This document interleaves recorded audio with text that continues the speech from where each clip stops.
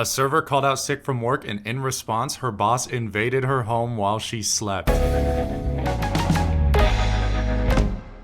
TikToker Mish explained that she used to work at a restaurant that was about 15 minutes away from her place. One morning, she realized she had a stomach bug, so she called out sick from work. She spoke with her boss, who confirmed that it was fine that she stays home from work. She told her roommate that she was going back to bed, so he went outside to play guitar to not disturb her. But he left the door unlocked. The boss drove to her house, knocked on the door, and found that it was unlocked, so he let himself in. To where he then looked around the house, couldn't find her, so he walked upstairs to her bedroom, which is when she woke up to see him standing at the foot of her bed. The boss claims that he had come over to offer her a ride to work, thinking that maybe she just didn't want to drive. This is an insane violation of privacy that goes beyond any realm of professionalism. When she fully came to, she told him that he needs to leave. It should go without saying that there's a pretty clear boundary that there should be between a boss and their employee, and he violated this 1,000 times over. And his actions are even worse when you consider how frequently employees fear taking sick days. According to a 2023 survey, nearly 2/3 of workers experience stress, anxiety, guilt, or fear when taking a sick day. And 1 in 4 workers say that they have been pressured or explicitly asked to work while they're sick. And what does it say about the power dynamic of managers in a lower paying job like a service industry job, where they feel like they have the right to literally deny you of your dignity, invade your home, and pressure you to work while you're sick? Sick leave exists for a reason, and workers should be allowed to take a day off to recover when needed. Not to mention, this boss should face consequences for such a glaring violation of privacy. A woman refused to accept a $38 Temu engagement ring from her fiance, who makes 6 figures, and then asked if she was in the wrong. She shared the story on Reddit, saying that she's been with her fiance for 3 years and he proposed just a few weeks ago. She was really excited about the proposal, and at first glance thought the ring was fine, and was even complimented on it by her friends, who said it was stunning. She asked her fiance where he got the ring, and he was reluctant to tell her, but he did say that he got a good deal on it. She asked if it was a diamond or moissanite, out of curiosity, and he said he didn't know, so he would look it up. She glanced at his phone and saw him on the Temu app.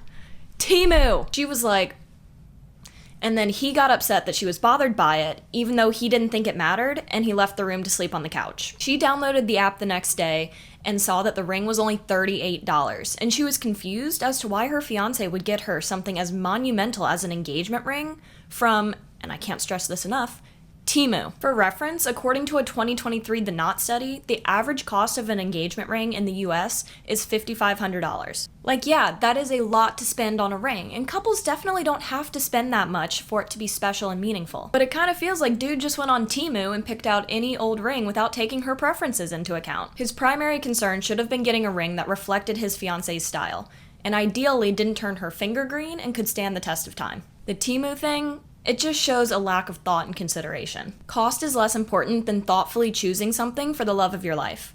It is meant to last a lifetime.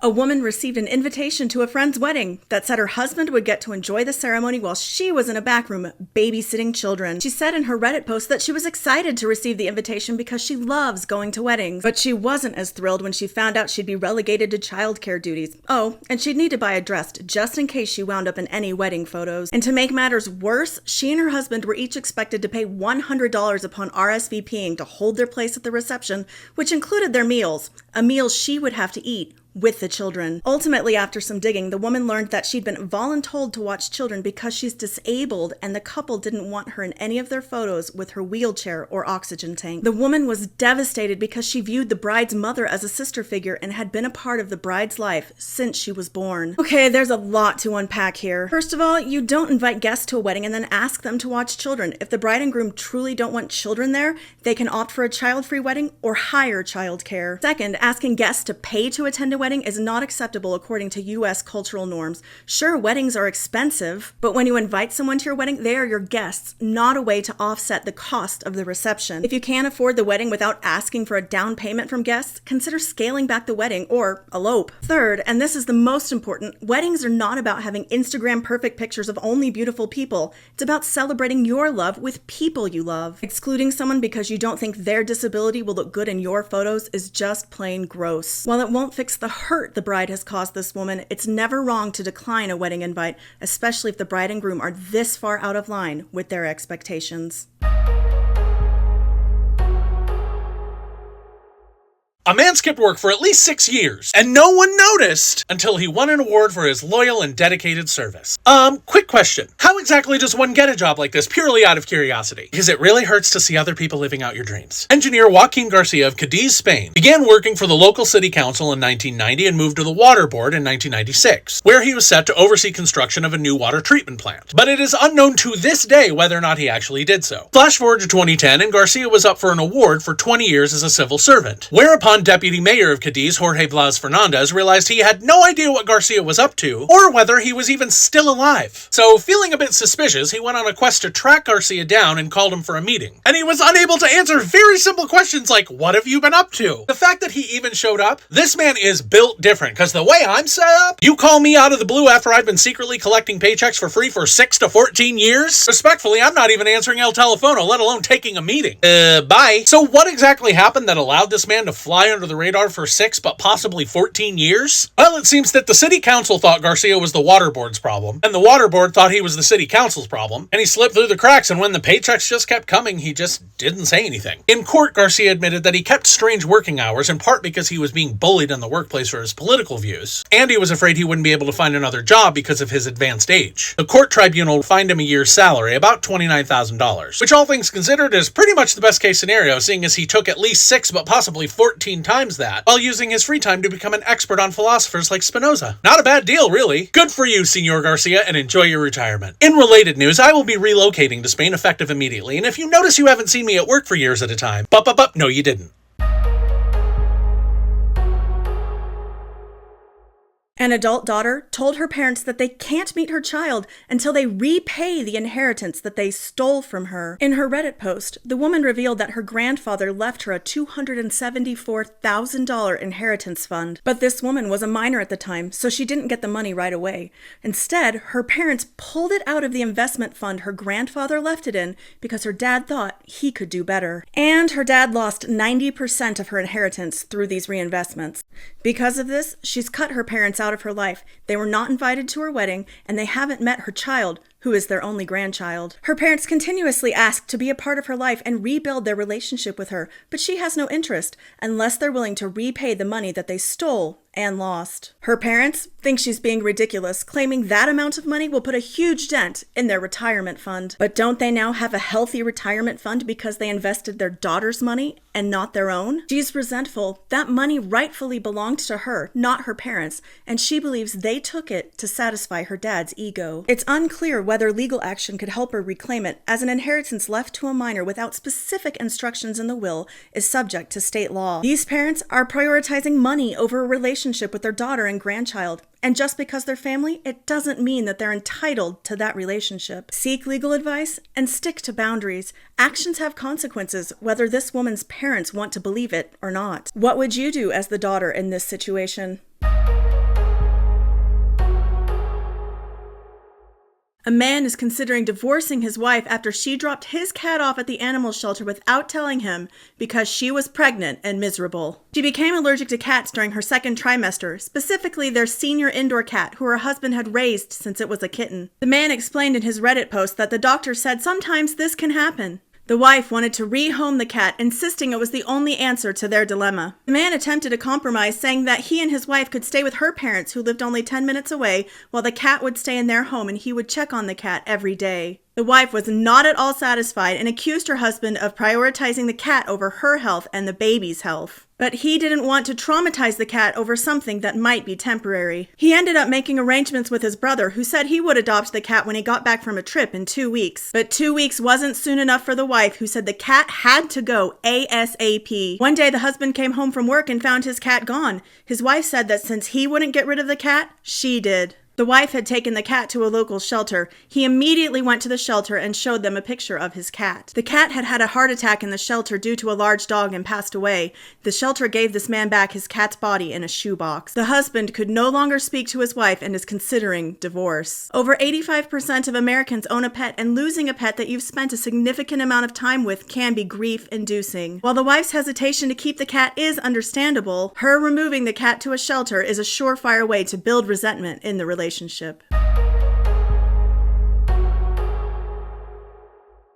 A barista who smashed a drive-thru customer's windshield with a hammer says she has no regrets and she did nothing wrong. Surveillance footage of the incident, which happened at Taste of Heaven Espresso in Seattle, shows a male customer getting out of his car and hurling 2 giant drinks at the coffee shop's owner, Emma Lee, who then leaned out the drive-thru window wielding a hammer and whacked it full force through the man's windshield. I know that's right, Queen. Lee has quite rightly become something of a folk hero to people working in customer and food service who have had it with enduring customers' vitriol. Like, for instance, a guy threatening a barista's life over the price of a coffee. And Lee says her response was totally warranted, and given that this is assault, the police agreed. Lee told NBC News women are allowed to respond when there's danger in ways other than crying. And this story speaks to the position that service workers are put in every single day, expected to simply stand there and take it as customers hurl threats, slurs, physical assaults, often with no repercussions whatsoever. And speaking from extensive previous personal experience, when these employees are working in corporate-owned establishments like chain restaurants or retail stores, it is often they who face repercussions when they defend themselves against these lunatics. Because the customer's always right, of course. Studies have shown that incidents of customers attacking employees have gotten way worse since 2020. And we seem to have arrived in a place where people feel not only emboldened but entitled to empty out all their aggressions on the people serving them food or helping them in a store. But that's not how the world works. We learned in kindergarten that actions have consequences. If you're going to act like a lunatic, you should expect retribution, even if you are a paying customer. The fact that all this guy got for threatening her life was a broken windshield is an extraordinary act of grace and restraint on her part. Grow up, get a grip, drink your coffee, and keep it pushing. And if you're a boss, stand up for your employees. Team Hammer Lady, always and forever.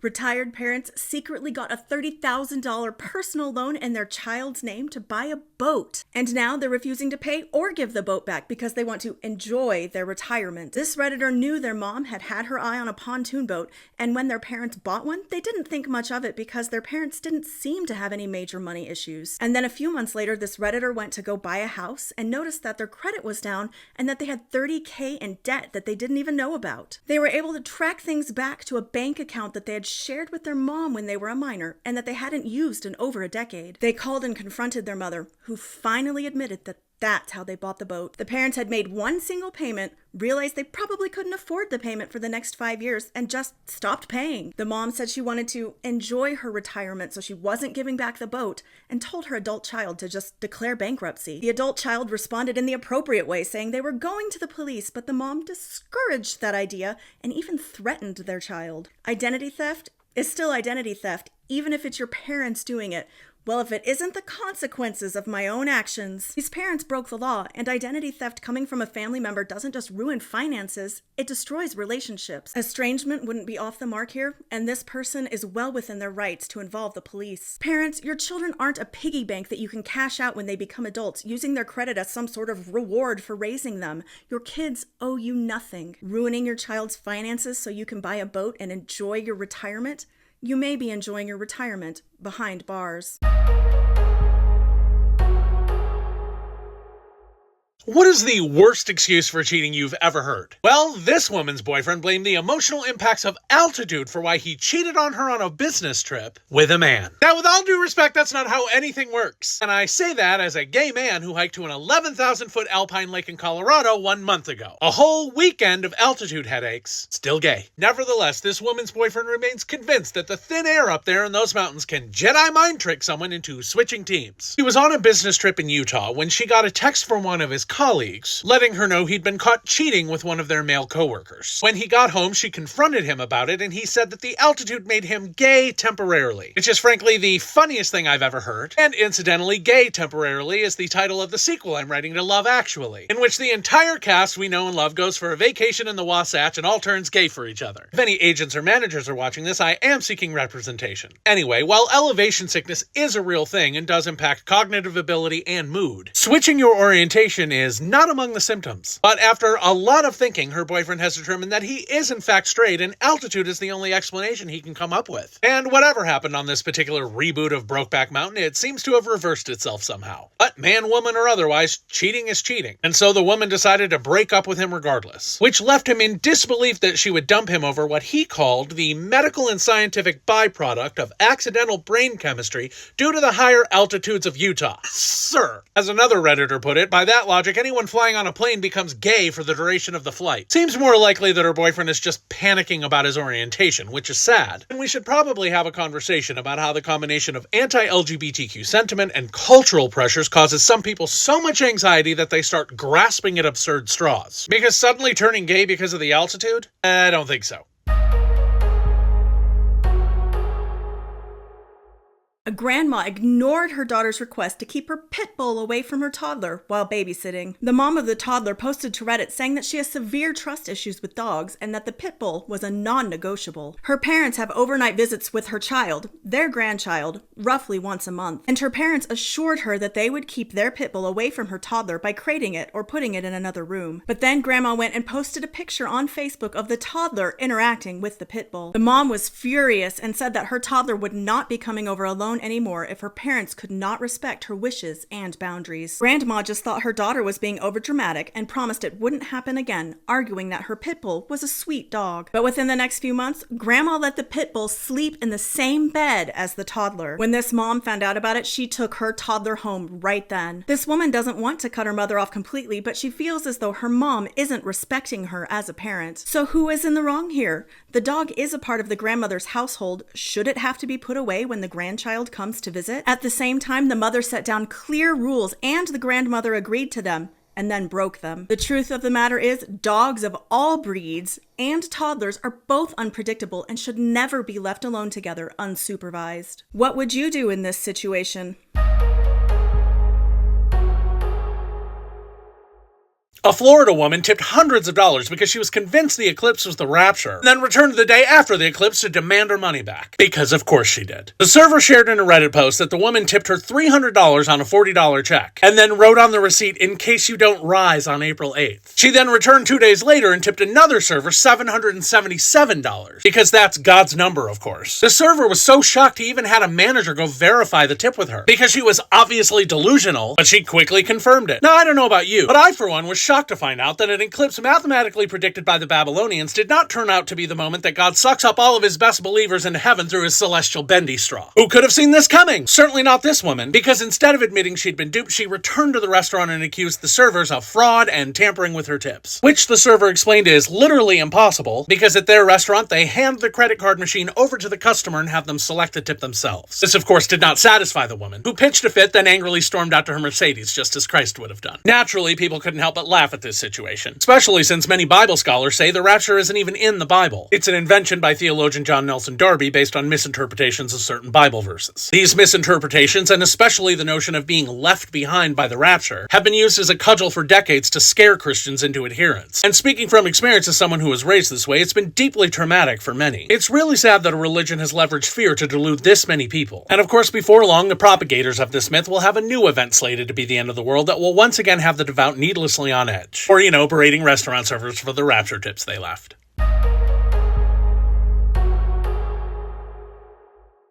A young woman's brother put her cats down after she asked her parents to watch them. Can you believe they would do such a thing? The woman posted to Reddit saying that she currently lives at university in a small apartment on campus. Before she left for school, she asked her parents to take care of her cats while she was gone, and they agreed. When she came home for the holidays, she stopped by her parents' house to see the cats, but to her surprise, the cats weren't there. She asked where the cats were, and was told that her brother had put them down. The woman was understandably upset and wanted an explanation. All her brother said was, "You should have taken them with you if you still wanted them." Before this incident, she said she had a good relationship with her brother. Now, she's gone no contact. The laws surrounding whether someone who is not the cat's owner can have the animal put down are murky at best. Generally, the answer is no, at least in the USA. But laws are slightly different in the UK. And even then, it's up to the vet's opinion on the animal's condition, so it would have to be a pretty severe case. Regardless of what the law says, the situation here is complicated, because the cats were left in the care of the parents. So you're wondering, why is the brother involved at all? Well, the parents allowed the brother to take charge of them. But considering the fact that the cats were perfectly healthy, there was no reason to consider euthanasia at all, no matter who the owners were. This woman's sad story does have a hopeful ending, though. She updated her original post to let everyone know that she had gotten herself a small kitten, as well as a better apartment so that she can keep the kitten with her. A new mom is refusing to let her in-laws visit their new granddaughter after what they did during her birth. The new mom shared in a since-deleted Reddit post that she's over the moon for her new, beautiful baby girl, but her in-laws, named Bob and Karen, ruined the entire birth experience. Apparently, Bob and Karen have always been overbearing and intrusive, but during this woman's pregnancy, they turned it up to 11, criticizing her every move. Karen even threw a fit, demanding that she had a right to be in the delivery room when the baby was born, but this mom put her foot down. When this woman was at the hospital in the middle of giving birth and started pushing, the door burst open and Karen and Bob barged in, having lied to the nurses to gain access. Here's this woman in active labor trying to push out a full human, and her in-laws are all up in her business, filming everything after she asked them not to come. Both she and her husband tried to get them to leave, but they refused, and eventually hospital staff had to forcibly remove these in-laws. Unfortunately, all of this commotion stalled labor, and the woman ended up needing an emergency C-section due to the stress and delay. The in-laws never apologized and even posted the photos that they took in all the chaos, announcing the baby's name and details without consent. What was supposed to be a private moment was completely violated, and now this woman is not allowing her in-laws to see their new granddaughter until they genuinely apologize. When will people learn that giving birth is not a spectator sport? No one has a right to be there if the person giving birth doesn't want them there. Giving birth is an arduous, monumental, stressful, and sometimes embarrassing process, not a glamorous event. The well-being of the woman giving birth should be the priority above everything else. And then announcing the birth with photos and details before giving the parents a chance to do so? These grandparents majorly overstepped a boundary. Grandma and Grandpa, you've already had your turn. It's time to step back and respect the wishes of your adult children, or face the consequences. A woman's husband is having sleepovers at his ex-girlfriend's house, even though he says they're just friends. Okay. The woman, named Kathy, called into the Dave Ramsey show looking for financial advice after finding out her husband was spending so much time with this woman from his past. Her husband is the one who told her about this arrangement between him and his friend/ex from 25 years ago. Ramsey told her that the situation was, quote, nuts, and that heterosexual married people don't have sleepovers with people of the opposite sex that they're not married to. Ramsey also encouraged Kathy to sign up for couples counseling with her husband because she truly believed her husband was cheating with his ex. Kathy says her husband won't go to marriage counseling because he's afraid he will be ganged up on. You think? Ramsey then advised her to see a good marriage counselor and a good divorce attorney, just in case. Even if her husband isn't cheating, there's a breach of trust in the relationship, and commitments where trust falters risk falling apart. She needs to think about her own well-being and if her happiness is even still in the marriage. While leaving can be difficult, if the relationship is toxic and no longer serving her, she can leave with her head held high. A bride made a profit on her bachelorette party, and she did this by charging each bridesmaid $650 despite her dad paying for it all. The bride's future sister-in-law posted to Reddit where she revealed that it was a destination bachelorette party and that each of the 11 bridesmaids invited was charged $650 for the Airbnb. The future sister-in-law was salty about the high cost, but she paid it. The future sister-in-law later learned from her brother, the future groom, that the bride's dad had actually paid for the entire Airbnb. The future sister-in-law almost choked when she learned this fact and confessed to her brother that the bride had charged each of them $650 apiece. The groom had no idea. She later learned that the bride-to-be was supposed to refund everyone, but that never happened. It turns out the bride had no intention of paying her friends back because she had already spent that money on a swan ice sculpture for the wedding. The future bride did end up confessing that her father covered the Airbnb cost, but she called her friend's money a donation towards another wedding expense. The trip was non-refundable at that point, so the bridesmaids all decided to still go, but they took personal vacations while staying at the property. It's widely known that participating in a wedding party comes with expenses, and according to the Knot, bridesmaids often spend hundreds of dollars on wedding expenses. But taking advantage of them and stealing money like this bride did is no way to thank them for being such an important part of the wedding. The bride should have kept one thing in mind before making the decision to cheat her friends. Ice is temporary, but friendships can last forever. A vegan offered to pay for his friend's birthday dinner, only for his friend to then pick a barbecue restaurant. The vegan wrote that for their friend Luke's 40th birthday, they offered to pay for a big dinner with all of their friends wherever Luke wanted to go. But Luke picked a place that not only didn't even have vegetarian options, let alone vegan ones, but literally mocked vegans on the menu, with a section reading vegetarian options, don't let the door hit you on the way out, which admittedly is kind of funny. But Luke knows his friend is a vegan and has been since his 20s. But when asked about it, Luke told him to just eat at home first and have a drink instead. The Redditor said they would have been fine with something like a steakhouse where they could at least get a salad and some sides, but a place that prides itself on meat being in every item on the menu? It left them feeling pretty angry about spending hundreds of dollars on a meal they couldn't even eat, and seriously considering whether they should just take the gift offer back. Commenters on Reddit largely agreed with the vegan friend. It's a group dinner after all. If Luke really cared about his friend beyond just the meal ticket they're offering him, wouldn't he find a way to include them? And sure, everyone's entitled to go where they want to go on their birthday. But when that disincludes part of the group, especially when that person is paying for the dinner, I don't know, that seems just downright ungrateful and rude. A mom was livid after her mother-in-law deliberately infected her 13-month-old daughter with chickenpox to build up her immunity. Oh, Grandma, do you never want to see your granddaughter ever again? The mom shared on Reddit that she, her husband, and their toddler daughter, named Annie, went to spend a few weeks with her mother-in-law, named Trish. Overall, things were going fine when the new mom and her husband decided to go run an errand while Trish tended to Annie. And that's when it happened. Not long after Trish tended to Annie, the toddler developed a fever, followed by a rash and blisters. Trish ended up admitting that the sick child most likely had chickenpox. You see, one of Trish's friends' grandchildren had just had chickenpox, so Trish asked this friend to bring over a blanket that had been rubbed all over the infected child. And Trish then gave Annie this blanket as a present while her parents were gone. Mom rushed Annie to the doctor, who confirmed chickenpox. The child hadn't yet been vaccinated against the illness because she was set to be inoculated at her 18-month checkup. This mom had never planned for Annie to have chickenpox, and getting chickenpox as a child can increase the chances of getting shingles later in life